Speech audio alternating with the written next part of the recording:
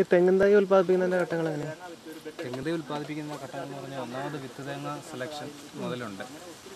നമ്മുടെ ഇവിടുത്തെ തന്നെ തേങ്ങയായിരിക്കും എടുക്കുക? ഇല്ല, നമ്മൾ ഇവിടെ നിന്നല്ല എടുക്കുന്നത്. നമുക്ക് സർക്കാരിൻ്റെ തന്നെ ഈ സീഡ് പ്രൊക്യൂർമെൻറ്റ് യൂണിറ്റുകളുണ്ട്. അതായത് നല്ല കർഷകരുടെ അടുത്ത് നിന്ന് നല്ല തോട്ടം കണ്ടിട്ട് അവിടെ നിന്നും സെലക്ട് ചെയ്ത തെങ്ങ് സെലക്ട് ചെയ്യുന്നതും അതിൻ്റെ ഹാർവസ്റ്റിംഗ് മുതൽ സർക്കാരിൻ്റെ നിയന്ത്രണത്തിലുള്ള ഓഫീസുകളുണ്ട്. നമ്മുടെ കൃഷി വകുപ്പിൻ്റെ തന്നെ ഓഫീസ് കെട്ടിയിറക്കല്ലേ? കെട്ടിയിറക്കണം. അപ്പോൾ അതിവിടെ കൊണ്ട് നമുക്കിവിടെ തരും. ഇവിടെ തന്നു കഴിഞ്ഞാൽ പിന്നെ നമ്മൾ നഴ്സറി ഇവിടെ അത് വളർത്തിക്കൊണ്ടുവരാൻ എന്തൊക്കെ ചെയ്യുന്നത്? അത് നമ്മൾ ആദ്യം ചെയ്യുന്നത് ബെഡ് എടുക്കുക.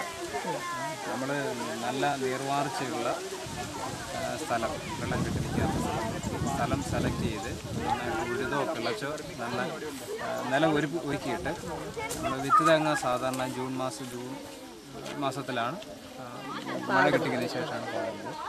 ഒരു സൗകര്യപ്രദമായ നീളത്തിൽ നമ്മളിപ്പോൾ സാധാരണ ഇവിടെ ചെയ്യുന്നത് 100 തേങ്ങ ഒരു ബെഡിലിരിക്കത്തക്ക രീതിയിൽ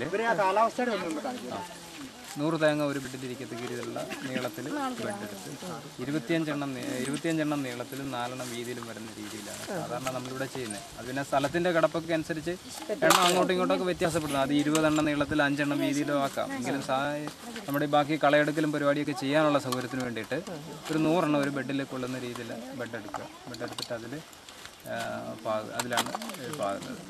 ഈ ജൂൺ മാസത്തിൽ വെക്കുന്നത് ജൂൺ മാസത്തിൽ മഴയുടെ ഇതനുസരിച്ചല്ലേ? അപ്പൊ ഇനിയിപ്പോ ജൂലൈ ഒക്കെ ആകുമ്പോഴത്തേക്ക് കർക്കിടകത്തിൽ കൂടുതലും മഴയാകുമ്പോൾ അത് പ്രശ്നമാകും. അതിനു വേണ്ടി എന്തെങ്കിലും സംവിധാനം ചെയ്യുമോ? അല്ല, മഴ വെള്ളം പ്രശ്നമാകാതിരിക്കാൻ വേണ്ടിയാണ് നല്ല നീർവാർച്ചയുള്ള സ്ഥലം നമ്മൾ സെലക്ട് ചെയ്യണമെന്ന് പറയുന്നത്. വെള്ളം ഈസി ആയിട്ട് ഒഴുകി പോകാന്ന് കെട്ടി നിൽക്കാത്ത സ്ഥലം വേണം ഇതിന് വേണ്ടി സെലക്ട് ചെയ്യാൻ. അല്ലെങ്കിൽ ഇത് ചിലപ്പോൾ ചീഞ്ഞു പോകാനുള്ള വെള്ളത്തിന്റെ അംശം കൂടുതലായി. എത്ര മാസം കഴിഞ്ഞ് നമുക്കിത് എടുത്ത് ഇത് നമ്മളിവിടെ ചെയ്യുന്ന രീതി എന്ന് പറഞ്ഞു കഴിഞ്ഞാൽ പാകി കഴിഞ്ഞാൽ ഇടയ്ക്കിടയ്ക്ക് കള കൂടുന്നതിനനുസരിച്ച് നമ്മൾ കളയെടുത്ത് കളയും. അതല്ലാതെ നമ്മൾ ഇതിൻ്റെ സെലക്ഷൻ പ്രൊസീജിയർ എന്ന് പറഞ്ഞു കഴിഞ്ഞാൽ 3 മാസം ആകുമ്പോൾ നമ്മൾ ഇതിൻ്റെ ജെർമിനേഷൻ കൗണ്ട് എടുക്കും. അത് അന്ന് വരെ മുളച്ചതിൻ്റെ എണ്ണം എടുക്കും. പിന്നെ 6 മാസം കഴിയുമ്പോൾ ഒരു എണ്ണം കൂടെ എടുക്കും. പിന്നെ 9 മാസം, അങ്ങനെ 3 ട്രിപ്പായിട്ട് 3 പ്രാവശ്യമായിട്ട് നമ്മൾ മുളച്ചതിൻ്റെ എണ്ണം എടുക്കും. മുളച്ചതിൻ്റെ എണ്ണം എടുത്തു കഴിഞ്ഞാൽ ആ എണ്ണം നമ്മൾ റിപ്പോർട്ട് ചെയ്ത് കഴിഞ്ഞാൽ 9 മാസം കഴിയുമ്പോൾ 12ാം മാസത്തിലാണ് സാധാരണ ഒരു വർഷ തൈയാണ് ഇവിടെ നിന്ന് കൊടുക്കുന്നത്. അതിന് മുൻപായിട്ട് ഈ 9 മാസത്തെ കൗണ്ട് നമ്മളെടുത്ത് അതിൻ്റെ എണ്ണം നമ്മൾ കൊടുത്തു കഴിയുമ്പോൾ ഇത് കള്ളി ചെയ്യാനായിട്ട് കള്ളിങ് എന്ന് പറഞ്ഞു കഴിഞ്ഞാൽ സെലക്ഷൻ പ്രൊസീജിയറാണത്. ഒരു സ്റ്റാൻഡേർഡ് എല്ലാത്തിനും താഴെയുള്ളതെല്ലാം നമ്മൾ വെട്ടിക്കളയുക തന്നെ ചെയ്യും. വെട്ടിക്കളഞ്ഞിട്ട് നഴ്സറി ബെഡ് ഇളക്കി കളയും. ഉണങ്ങിപ്പോയതും മുളച്ചിട്ട് ഉണങ്ങിപ്പോയതും മുളയ്ക്കാതെ വന്നത് കുറച്ച് കാണും.